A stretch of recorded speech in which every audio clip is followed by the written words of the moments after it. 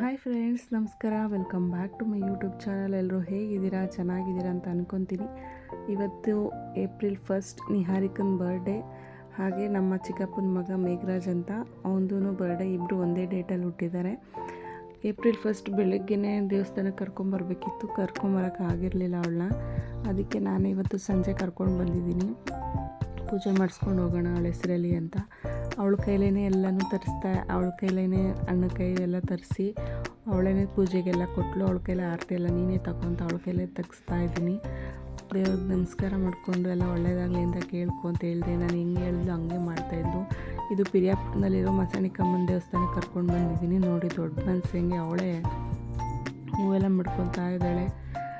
ಪೂಜೆ ಎಲ್ಲ ಮಾಡಿಸಿದ್ದಾಯಿತು. ಹೋಗ್ತಾ ಹಂಗೆ ಫೋಟೋಸ್ ಎಲ್ಲ ತೆಗೆಸ್ಕೊಂಡು ಫೋಟೋಸ್ ತೆಗ್ದಿರೋಳ್ದು. ನಾನು ಜೊತೆಲಿ ಫೋಟೋಸ್ ಎಲ್ಲ ತೊಗೊಂಡು ಹಣ್ಣುಕಾಯಿ ತೊಗೊಂಡು ಹೊರಟ್ವಿ. ಹೋಗ್ತಾ ಹಂಗೇ ಅವಳಿಗೆ ಕೇಕೆಲ್ಲ ತೊಗೊಬೇಕಿತ್ತು. ಕೇಕ್ ಮಾಡಿಸಿದ್ವಲ್ಲ, ಅದನ್ನು ಹೆಸರೆಲ್ಲ ಬರೆಸ್ತಾ ಇದೆ. ಹೆಸರು ಬರೆಸ್ಕೊಂಡು ತೊಗೊಂಡು ಹೋಗ್ತಾಯಿದ್ದೀನಿ. ಮೇಘಂದು ಮತ್ತು ನಿಹಾರಿಕಂದು ಒಂದೇ ದಿನ ಬರ್ಡೇ ಆಗಿರೋದ್ರಿಂದ ಒಟ್ಟಿಗೆ ಸೆಲೆಬ್ರೇಷನ್ ಮಾಡೋಣ ಅಂತ ಮಾಡ್ತಾಯಿದ್ದೀವಿ.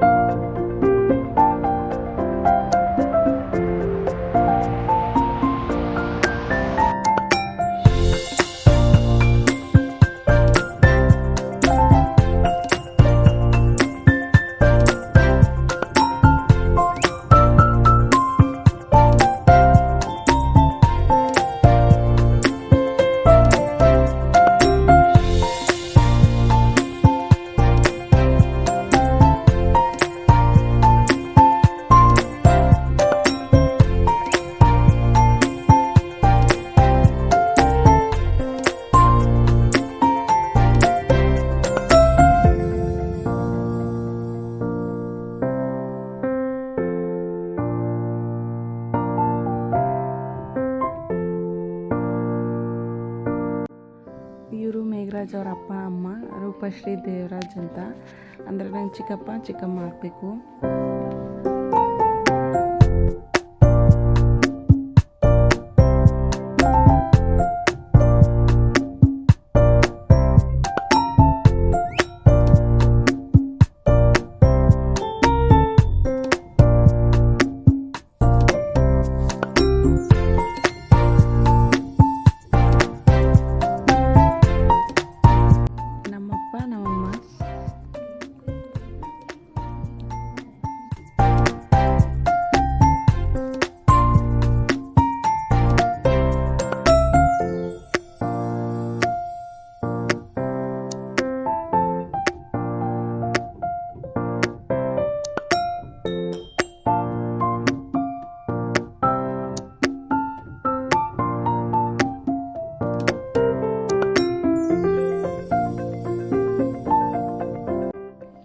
ಇದು ನಮ್ಮ ದೊಡ್ಡಪ್ಪ ದೊಡ್ಡಮ್ಮ, ಇವರೇ ದೊಡ್ಡವರು ನಮ್ಮ ಫ್ಯಾಮಿಲಿಗೆ.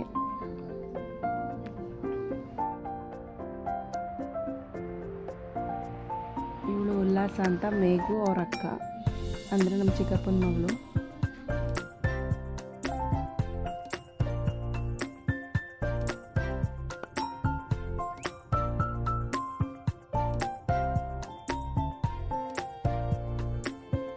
ನೆಕ್ಸ್ಟ್ ಇವಳು ನಮ್ಮ ದೊಡ್ಡಪ್ಪನ ಎರಡೇ ಮಗಳು ಅಂಜಲಿ ಅಂತ. ಬರ್ಡೇ ಎಲ್ಲ ಮುಗಿದು ಕೇಕ್ ಕಟ್ ಮಾಡಿಸಿ ಎಲ್ಲರೂ ಊಟ ಮಾಡಿಕೊಂಡು ಎಂಜಾಯ್ ಮಾಡಿದ್ವಿ. ಚೆನ್ನಾಗಿತ್ತು ಬರ್ಡೇ. ಇವತ್ತು ಇಬ್ಬರದು ಒಟ್ಟಿಗೆ ಮಾಡಿರೋದ್ರಿಂದ ತುಂಬ ಚೆನ್ನಾಗಾಯಿತು ಬರ್ಡೇ. ನೆಕ್ಸ್ಟು ಇದು ಅವತ್ತಿಗೆ ಸ್ಟಾಪ್ ಮಾಡಿದೆ. ನೆಕ್ಸ್ಟ್ ಡೇ ವ್ಲಾಗ್ನ ಕಂಟಿನ್ಯೂ ಮಾಡ್ತಾಯಿದ್ದೀನಿ. ಇದು ನೆಕ್ಸ್ಟ್ ಡೇ.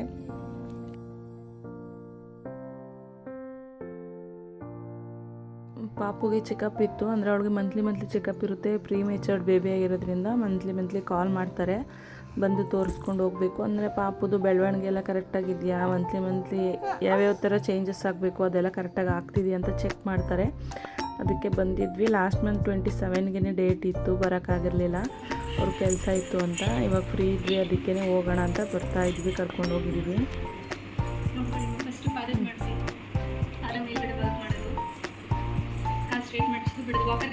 ಇಲ್ಲ ವಾಕರ್ಗಿನ ಇಲ್ಲ ಇದು ಸ್ಟ್ರೇಟ್ ಆಗಿ ಮಾಡೋದು, ಕಾಲು ಮುಚ್ಚೋದು, ಕ್ರಾಸ್ ಆಗಿ ಎರಡು ಕಾಲಿಗೆ ಸಪೋರ್ಟ್ ಕೊಟ್ಬಿಟ್ಟು ನಿಮ್ಮ ಕಾಲಿಗೆ ಸಪೋರ್ಟ್ ಕೊಟ್ಟು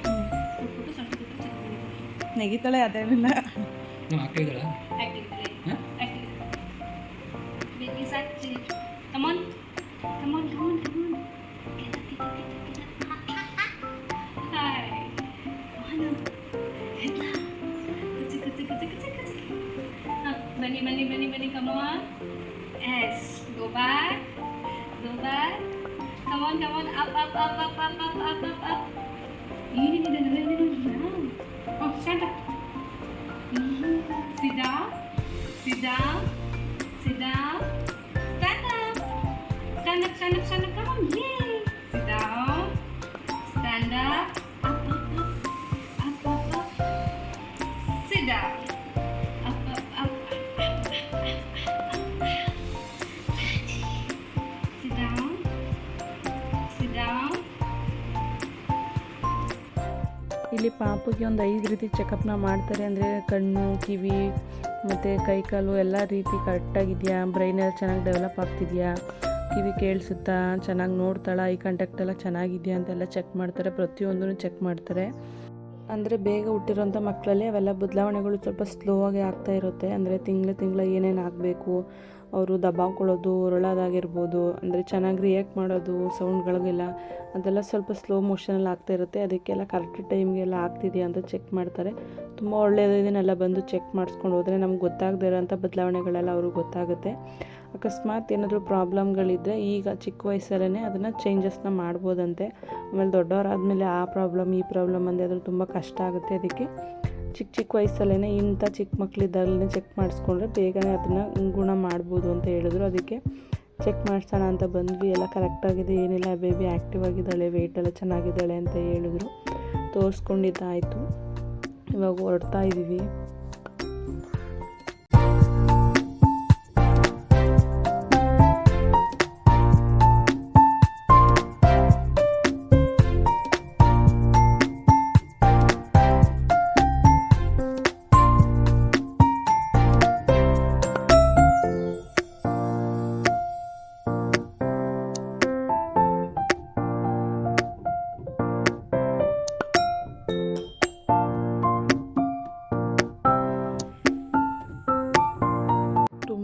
ತುಂಬ ಬಿಸಿಲಿತ್ತು. ಪಾಪು ಕರ್ಕೊಂಡಂತೂ ಈ ಟೈಮಲ್ಲಿ ಹೊರಗಡೆ ಹೋಗೋದಂದ್ರೆ ತುಂಬಾ ಕಷ್ಟ. ಆದರೂ ಏನೂ ಮಾಡೋಕ್ಕಾಗಲ್ಲ, ಕರ್ಕೊಂಡು ಹೋಗಲೇಬೇಕು, ಚೆಕಪ್ ಮಾಡಿಸ್ಬೇಕು.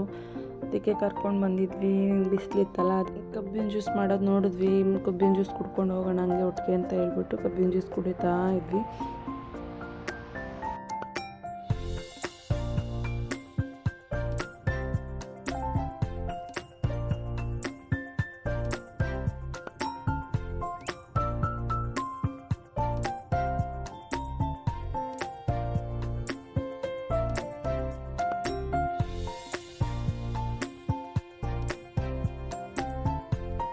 ಜ್ಯೂಸ್ ಕುಡ್ಕೊಂಡು ಆಟೋ ಹೊತ್ಕೊಂಡು ಬಂದ್ವಿ ಬಸ್ ಸ್ಟಾಪ್ಗೆ. ಟೈಮ್ ಆಗೋಗಿತ್ತು, 3:30 ಆಗೋಗಿತ್ತು. ಚೆಕಪ್ ಎಲ್ಲ ಮಾಡಿಸೋ ಅಷ್ಟರಲ್ಲಿ ಊಟ ಮಾಡ್ಕೊಂಡು ಒಟ್ಟಿಗೆ ಬಸ್ ಹತ್ತೋಣ ಅಂತ ಅಂದ್ಬಿಟ್ಟು ಊಟ ಮಾಡ್ಕೊಂಡು ಹೋಗೋಣ ಅಂತ ಬಸ್ ಸ್ಟ್ಯಾಂಡ್ ಒಳಗಡೆ ನೇರ ಹೋಟೆಲ್ಗೆ ಬಂದ್ವಿ. ಅಷ್ಟೊಂದು ಬಿಸಿಲಿತ್ತು. ಸಡನ್ನಾಗಿ ಮಳೆ ಬರೋ ಥರ ಆಗೋಯಿತು. ಮನೆಗೆ ಹೋಗೋ ಅಷ್ಟರಲ್ಲಿ ಮಳೆ ಎಲ್ಲಿ ಬಂದ್ಬಿಡ್ತು ಅಂತ ಭಯ ಆಗ್ತಾಯಿತ್ತು. ಪಾಪನಿಗೆ ಬೇರೆ ಇದ್ದಾಳೆ ಜೊತೆಲಿ. ತುಂಬ ಕಷ್ಟ ಅಲ್ವಾ, ಮಕ್ಕಳಿದ್ದಾಗ ಹೊರಗಡೆ ಎಲ್ಲ ಹೋಗೋದು ತುಂಬ ಕಷ್ಟ. ಇಷ್ಟು ಚಿಕ್ಕ ಪಾಪನ ಕರ್ಕೊಂಡು ನಾವಿಬ್ಬರೇ ಆಗಿದ್ರೆ ಹೆಂಗೋ ಹೊಂಟೋಗ್ತಿದ್ವಿ. ಪಾಪು ಇರೋದ್ರಿಂದ ಸ್ವಲ್ಪ ಭಯ ಆಗ್ತಾಯಿತ್ತು. ಏನು ಮಾಡೋದು, ಮಳೆ ಜಾಸ್ತಿ ಜೋರಾಗಿ ಬಂದುಬಿಟ್ರೆ ಅಂದರೆ ಸೌಂಡೆಲ್ಲ ಆಗುತ್ತಲ್ಲ, ಸಿಡ್ಲು ಗುಡುಗುಗೆಲ್ಲ ಬೆಚ್ತಾಳೆ, ಹೆದ್ರುಕೊಂಡ್ರೆ ಏನು ಮಾಡೋದು ಅಂತ ಮಾತಾಡ್ತಾ ಇದ್ವಿ. ಅಷ್ಟರಲ್ಲಿ ಊಟ ಬಂತು. ಊಟ ಆರ್ಡ್ರ್ ಮಾಡಿದ್ವಿ, ವೆಜ್ಜು ಫುಲ್ ಮೀಲ್ಸ್ ಆರ್ಡ್ರ್ ಮಾಡಿದ್ವಿ.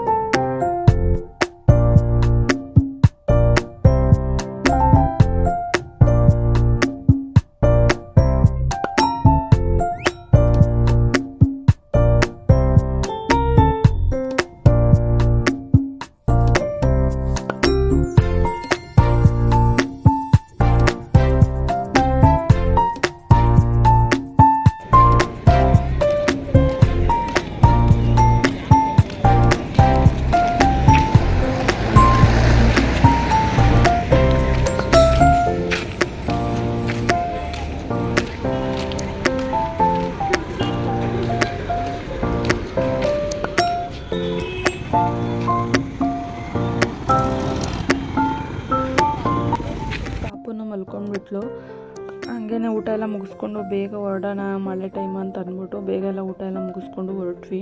ತುಂಬ ಅಂದರೆ ತುಂಬ ಮಳೆ ಸ್ಟಾರ್ಟ್ ಆಗಿಬಿಟ್ಟಿತ್ತು. ಊರಿಗೆಲ್ಲ ಫುಲ್ ಮಳೆ ಅಂತೆ. ಫೋನ್ ಮಾಡಿ ಹೇಳಿದರು ಬೇಗ ಬನ್ನಿ ಹುಷಾರಾಗಿ ಅಂತ. ಅದಕ್ಕೇ ಬೇಗ ಹೊರಟ್ವಿ. ಅಲ್ಲಿ ಹೋಗಿ ನೋಡಿದ್ರೆ ಪ್ರಿಯಾಪುರದಲ್ಲಿ ಫುಲ್ಲು ಮಳೆ. ಎಷ್ಟು ಅಂದರೆ ಸಖತ್ ಮಳೆ ಹೋಗಿತ್ತು. ನಮಗೆ ಹೆಂಗೋ ಸದ್ಯ ನಾವು ಬಂದು ಇಳಿಯೋಷ್ಟರಲ್ಲಿ ಮಳೆ ಎಲ್ಲ ನಿಂತೋಗಿತ್ತು. ಹಂಗೆ ಬೈಕ್ ನಿಲ್ಲಿಸಿದ್ವಿ. ಬೈಕ್ ತಗೊಂಡು ಮನೆಗೆ ಹೊರಟ್ವಿ. ಹೋಗ್ತಾ ಹಂಗೇ ಮಳೆ ಅಲ್ವಾ, ಚಳಿಗೆ ಗೋಬಿ ಏನಾದರೂ ತಿನ್ನಬೇಕು ಅನ್ನಿಸ್ತಾಯಿತ್ತು. ಅಲ್ಲೆಲ್ಲ ತಿನ್ನೋಕ್ಕಾಗಲ್ಲ ಪಾಪು ಇರೋದ್ರಿಂದ ಅಂತ ಹೇಳ್ಬಿಟ್ಟು ಮನೆಗೆ ಕಟ್ಟಿಸ್ಕೊಂಡು ಹೋಗೋಣ ಅಂತ ಗೋಬಿ ತೊಗೊಂಡು ಹೋಗೋಣ ಅಂತ ಗೋಬಿ ಇದ್ರ ಹತ್ರ ಹೋದ್ವಿ. ಬೈಕ್ ನಿಲ್ಲಿಸಿದ್ರಲ್ಲ ಆ ಬೈಕ್ನ ತೊಗೊಂಡು ಹೊರಟ್ವಿ.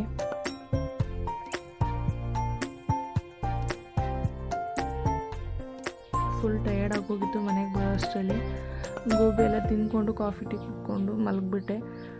ಇಷ್ಟೇ ಫ್ರೆಂಡ್ಸ್, ಈ ಒಂದು ವ್ಲಾಗ್ ನಿಮಗೆ ಇಷ್ಟ ಆಗಿದೆ ಅಂತ ಅಂದ್ಕೊತೀನಿ. ಇಷ್ಟ ಆಗಿದ್ರೆ ಪ್ಲೀಸ್ ಲೈಕ್ ಮಾಡಿ, ಶೇರ್ ಮಾಡಿ, ಕಮೆಂಟ್ ಮಾಡಿ. ಮತ್ತು ನಾನು ನಿಮಗೆ ನೆಕ್ಸ್ಟ್ ವಿಡಿಯೋದಲ್ಲಿ ಸಿಗ್ತೀನಿ. ಅಲ್ಲಿವರೆಗೂ take care, bye bye, thank you.